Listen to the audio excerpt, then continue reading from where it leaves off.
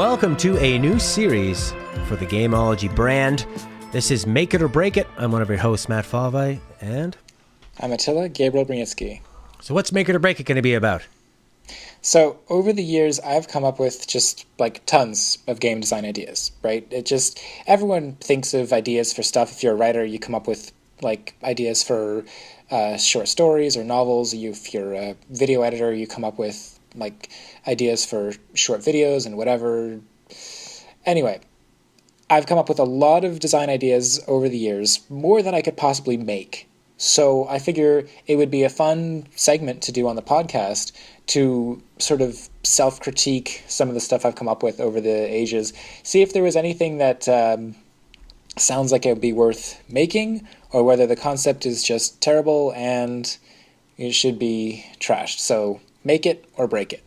Sure, and maybe just tell people the video that they're watching in the background right now, what that is and where that's available. So you've got footage of Robos World, the Zarnok Fortress, playing on the video portion of the podcast, and that's one of the design ideas that I saw through to fruition, all from when I originally came up with the idea when I was about 14 years old, and that's now a fully polished product available on Steam. There you go. If you're getting it anytime soon, it's going to be participating in both the fall and winter Steam sales. Fantastic. All right, so let's get to your crap ideas. Hey, some of them are going to be good. Obviously, some of the best ideas, the ones that I can foresee myself making, maybe I won't be sharing those, but in general, I'm pretty much going to be going through these alphabetically. I've come up with everything from the games that I've actually made and that I'm very happy with to like an idea for having an origami simulator. Because why not, right? Sure. It's a tried and tested idea that's been around for maybe centuries. Why not? I thought you were going to say the concept of a simulator game's been around for centuries, and it's like, well, I don't know. I know that the simulator prefix or suffix, I guess, depending on the game, has been increasingly popular in the last like 5 or so years, kind of when Surgeon Simulator really made it big. I thought having an origami simulator, not as something silly, like it would be a genuine simulation of origami. Yeah. So in the way that Shigeru Miyamoto really, I saw a video where he mentioned recently how he likes the idea of things that can both be a game and then have a way for players to express themselves. So that's why we got something like Mario Paint and Mario Maker. Sure. Or even, like we were talking about in an episode, Mario Odyssey, where you and I had different play styles. You can really sort of express the way you want to play and the way you want to explore and interact. Yeah. So I didn't even plan on talking about the origami simulator that much, but one of the ideas that I did have written down here, and I'm putting this one first because the idea was called Arrow Key Trap Maze. I like it. Sounds simple. So this is a lot of my ideas are sort of based around seeing something that somebody else has come up with and being like, wow, really? People like that? Okay, sure. How about this? So the way Arrow Key Trap Maze works is, I'm just reading what I wrote. Pressing the arrow keys triggers traps which injure you. Okay, so you pressing the arrow keys triggers traps that injure you. How do you play the game correctly? What's the win state? The game is about psychology, giving the player empty space to move into, but hurting them if they go into it by setting off a trap. Okay, so getting to the end lets you tweet how long it took you to beat the puzzle and how many times you died. You earn the right to tweet. That's it. That's the full snippet, the full document on Arrow Key Trap Maze. So why didn't this make it all the way out the door? Why haven't you attached your name, produced this, marketed it? Why didn't you take it to Dragon's Den? Oh my God. Let's see. The game is about psychology. I don't know what I meant by that. I legitimately do not know what I meant You by probably that. thought you were so smart when you wrote that. It's about I psychology. It's pretty advanced. I took year 1 psychology, so I'm learning No, I've a never lot. taken a psychology course. Oh, I would be cool. I'd love to. But I think the thing that I was getting at here is the idea of a maze without walls. The idea that you have to sort of memorize the input sequence of going through a maze oh, by okay. memorizing a sequence of keys, like it's up, up, over, left. If you've ever seen Keep Talking and Nobody Explodes, Yeah. there ended up being a mini game, and I don't remember the timeline on this. I don't remember when I came up with this idea versus when that game came out. But there is one module in the Keep Talking Nobody Explodes game where there's a maze that the player who's operating the bomb can see are operating on the bomb, and they have to describe the maze, and then somebody else has to match that maze and then give them instructions. I don't know. I guess the idea of having to remember a sequence of like your how your position changes in space, and how as the player's moving, it's not just about the fact that you would be able to double back on yourself, but then sometimes like a wall would form in a place that you had previously passed through. Mm-hmm. So it really was just this idea of like rote memorization, I guess. Okay, so just it was a pure memorization thing. There wasn't a lot you could infer from sort of just looking. No, There wasn't any visual feedback to it. So it was kind of no. like a blind maze in a way.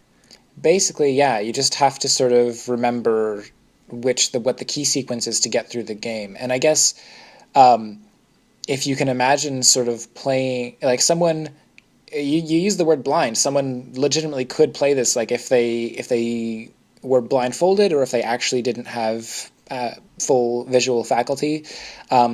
They would be able to, make inputs up, down, left, and right, and then like their controller could vibrate if they know they've made a mistake, and then they have to repeat from the start. Right. So I guess where I would get frustrated with that is that, like, I'm all for repeating things to be able to successfully beat them, but when it just feels like the only way to learn is to fail, Yeah, I think that would be pretty frustrating, and that would it's probably where awful. you'd probably lose a lot of engagement that way. Where it's okay if Yeah, you want to be able to see, even if it is blind, have a chance at it. Whereas that would feel, I guess, it would feel cheap in a way. So that would be, absolutely. huh? Do you think there's anything you would take from that idea and move forward with that might make it into another game? This entirely fleshed out idea you've had. No, I think it violates one of my sort of key ideas of giving players information and allowing people to act on that information. I think there's too little information here to have a meaningful play experience. And that's my thoughts on what I would consider to be a good game. But then you see stuff coming out on mobile platforms all the time that breaks these kind of rules, and people play it anyway. People play frustrating games all the time. So I guess this was along the lines of, if you like that frustrating junk, then maybe you like this frustrating junk. I mean, the very few, I don't play very many mobile games, but the one that has stayed on my phone is Super Hexagon. And I love the one because you can play a meaningful game of it in 5 seconds, or my longest game is maybe 45 seconds. And Yeah, but the thing about it is, even though it's very challenging, it's the area spins and you're trying to navigate, and one hit kills you, and all you can do is move left or right. The information is yeah, always presented. I never really feel absolutely. ripped off with it. It does kind of get to a point where it starts rotating at the same time, but the information is always there, and that seems to be the Yeah, most important thing for a game that is impossible for me to beat. I still really enjoy it and go back to it because it's always there. It's always laid out on the table. yeah. So I think I would have to give this one a break it Okay. All in right. there. That one's Would not you going to agree? pass. Well, I like the idea when you said arrow key, yeah, in its current format for sure, yeah, break it. But I do like the idea of games with arrow keys Just something really simple you could do one-handed, or you could do on a phone. And maybe a game that requires no visuals at all. I like that idea as well. And if it was just more of like a reflex thing, if it was just like left, right, up, down, like, and maybe memorizing patterns, kind of like a Bop It. I don't know if you're familiar with that toy. Oh yeah. One of those things. That's obviously a really proven idea. So to make a video game of it would be probably not a big step. So, and I love rhythm games too as well. So. Yeah, I do think just sort of tangentially, I think Bop It is a really cool toy. I like the design of that thing as like a reflex test of like command issued, execute command, pace increases as time goes on. It's nice, it's simple. I think I had an original Bop It. I don't think I have it anymore. Okay. But probably I like it. I like that toy. I think that's a good example of an electronic execution-based toy. Not that I played it super often, but the idea of like passing it back and forth between a friend, that was also fun, because then it's a matter of like kind of like a hot potato thing of you see how long you can keep going with it before you pass it on, someone else messes it up. So yeah, I don't know, maybe one of those things that looks so easy and seems so easy, and then once you get a hold of it, there's that extra layer of it. So maybe that's the way to make arrow key trap maze interesting is the idea that you take turns making inputs, and whoever guesses wrong out of up, down, left, and right, you got a 25% chance of getting it right, making the correct input. That's true, but who wants to leave it up to chance? You can also check out our other Gameology video called Luck versus Skill for more on that. When you said trap maze, I thought that, oh, cool, you're going to make traps to trap other people. Kind of like something actually clever. No. Yeah. All right. I like the way, like if you read what I say here, it's triggering traps which injure you. It's about hurting the player if they go in the wrong space. That could easily sound as though like these are real traps you're springing on someone and actually hurting people. Yeah, Jigsaw. Like it doesn't mention like the player character. It just mentions hurting the player. I'm gonna make their phone vibrate so much it hurts, and then it's gonna overheat and explode battery acid in their face. Only that's a Samsung exclusive feature. All right, I'm not getting a sponsorship from them. All right, so good Lord, no. What's up next on the old bucket? Okay, so this one's called RGB, and I made a point of spelling out like ARGEEBEE. Wow, that's going to be hard to Google. So RGB, what are we talking about? Red, green, blue, primary color game? Red and blue squares. Red must avoid blue, and blue must avoid red. You use twin joystick control to move two squares simultaneously, each in their own grid. The squares must avoid incoming obstacles in their grids. That sounds great. I mean, you got a twin stick format, but you have not only do you have two things you have to move independently of each other, but they have independent rules that are opposing. Yeah. So that's a real kind of it's kind of like when you tell somebody to look at a square and the background may be, say, blue. And the text might be in yellow, but it'll read out the letter spell green or something. And then you're trying to it's one of those challenges of like read the color of the word, not what the word says. Yes. That's what you're thinking of, right? That's a very concise way to put it. So this sounds pretty good to me. What was the problem with that? Nothing I'd give it a make it so far. I mean, I elaborate on some details. Sometimes my documents include like how I actually plan on executing on some of these ideas. Yeah. So I elaborate here. This can be done with two views drawn in the room. The views move around the room independently of each other, sometimes circling or switching places. So can you imagine if each one of these sort of viewports actually, like you start with left on left and right on right, and then they start moving, and you have to keep track of which one's in which space as like one sort of shifts up and shifts down. If they just like swap places suddenly, like that could get kind of tricky. Definitely, this is definitely much more in the sort of like brain teaser kind of category. I like this one a lot because it comes down to just recognition, and it's reflex based and it's coordination based. I think this is the kind of game you could tell somebody, you could convince somebody this might be good for you. It's a lot of these games like I'm going to ruin another sponsorship. Lumosity. This is the kind of thing you'd see on one of those platforms. Okay. Even though it is proven that those things are complete junk and don't do anything. Oh. Yeah. you will get better at playing the games, Right. but those skills do not translate into real life. That's how I You feel might about. have Sorry, keep going. like it might improve your reaction time, but and this is to contrast, by the way, with games like Brain Age. Brain Age actually had you doing like math problems and reading aloud and like building on actual skills. If you can get yourself a copy of Brain Age on the 3DS, you could do much worse. But things like Lumosity, which have like simple games, like I tried it, the free version of it. It's garbage. You're not actually going to learn. You're not going to improve your mental facilities. The fact that they sell it like snake oil, I have a huge problem with that. So I don't mind burning that bridge because I just that kind of thing frustrates me. Well, a Sorry mechanic. to be such a downer. No, that's fine. I like I find beauty in the depression. I was thinking about a game called Velocibox, where you're racing a cube down a hallway, and you're just avoiding obstacles. Whether you're jumping, the gimmick of the game is that you can rotate the actual room Okay. to avoid the objects, and then it goes faster and faster and faster.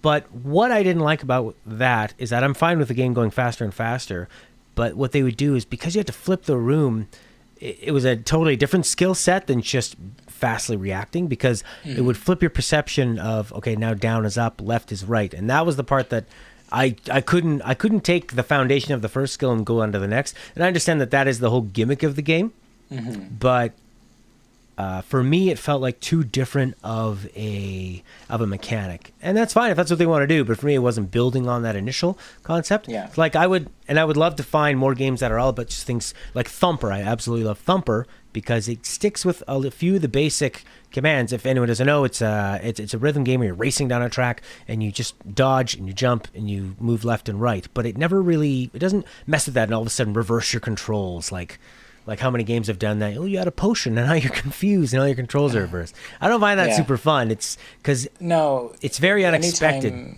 Anytime that you're just like making the controls inherently difficult, that's actually something that I would change about this. The way that this gameplay concept I have written down here is that I wouldn't actually, like, if you have left stick, right stick, that, one controls red, one controls blue, I would never want to fully swap the positions of those on the screen, because I don't like the idea that it's an issue that comes up in the indie game Brothers: A Tale of Two Sons. Okay. Where you have these individual stick controls for the characters. When the one on the left switches places on screen with the one on the right, it becomes incredibly hard to, like, you're constantly going to have somebody walking into something because they've switched over, and our brains just really don't like that. Well, it'd be like if you asked a drummer to, okay, now you have to drum left-handed or right-handed, because like what you're used to be doing on, say, one instrument over here and one instrument over there, now they're swapped. Yeah. It would be very, very difficult for them to do. Yeah. By contrast, in the minigame in Nintendo Land, I think it's Sweet Day, something like that. It's the Animal Crossing themed minigame. You do control two separate characters, but the camera rotates around the world to keep the character left on left, right on right. And even then you're running into walls, but at least you never have this like brain cross wiring of the characters, like left not controlling left and right not controlling right. So I appreciate what Nintendo was able to do in that minigame, and I completely understand, given the scope of Brothers: A Tale of Two Sons, why they couldn't have the camera freely rotating around every environment to keep left on left and right on right. It's a left on right crime. Anyway, so this one I would definitely put into the make pile. I could see this being a quick little. It's a game I would play on a mobile. Because it's such a simple concept. No disrespect, but like, it's no, for sure. And I mean, it's something I guess you could expand on. I guess in a way like Brothers, like, well, let's have a story and tell a beautiful tale. But there isn't always a point to expanding on some of these. Some of these are just meant to be mini games. They're none. Don't go into this series thinking that every single thing we discuss is just going to be a fully fleshed out game. The games that we are going to be discussing are everything from like this not even just mini game level, but think like WarioWare micro game level, like something that you hop into for a few seconds. Exactly. Like the like you walk up to a door and have to do a hacking mini game, and it's the RGB sort of experience. Yeah. So that's the sort of scale and scope of some of these projects, up to full projects. Yeah, and there was a great shooter on the Dreamcast and the GameCube called Ikaruga. And you'd rotate your ship from either being black or white, and one side would absorb bullets, the other side would take damage from them, and then you would have different ammunition depending on it. And it added a wrinkle to an already great genre, and it just kind of had your brain thinking in that same way. So yeah, I would definitely play this double thumbstick color avoidance game, Yeah, so 30 it seconds is, at a time, minute at a time. It is a lot like Ikaruga, except instead of swapping one object to be either black or white, you have both objects on screen and you're controlling both of them simultaneously. And I think it's definitely kind of up there in terms of the level of challenge, like having to sort of think about how some obstacles are going to hurt one thing but are safe for another thing to pass through. I think it would be fun to kind of whip this out over the course of like a prototype. So be a good game jam game. Yeah, exactly. Yeah, so I'll give this one the make it a seal of approval, I guess. All right, well. 1 for 1. I mean, well, with the first one, 2. I said break it. Yeah, that's right. 1 and 1. I used the wrong word in the middle. All right. What's next? Oh, what's next? We're going for 3? Okay. I was originally kind of thinking that we just sort of tackled 2 concepts per episode. I know I kind of broke that by talking about the origami simulator at the top of things. How about we do another one of these, and I'll queue up another 2 projects. All right. Well, that's going to do it for Make It or Break It, episode 1. I've been Matt. You can find me at GameThinkTalk on 90skid.com. Attila? You can follow me on Twitter at BluishGreenPro or my personal handle Attila Gabriel. If you like this idea and some of the other stuff that we've been trying out on the show recently, let us know. You can visit my website at bluishgreenproductions.com, and you can submit user feedback about the show. If you have a game idea that you don't mind sharing with the world that you want us to critique, give it a make or break it seal of approval. I don't know if that's something you're comfortable enough with parting with and being spoken aloud to the airwaves. I'd be happy to see it. Well, Attila, you're selling yourself short. You have a very experienced, veteran, proven. You're a game developer. Okay, You've yeah, made games. It's People a buy your free games. consultation. It's a that's free right. consultation. There's value in that, but everyone gets to hear it. It's not one-on-one. That's the trade-off. The internet is a network of ideas, and we're all sharing them. If you're willing. All right, that's going to do it for this one. Bye for now. Thanks a lot. Bye-bye.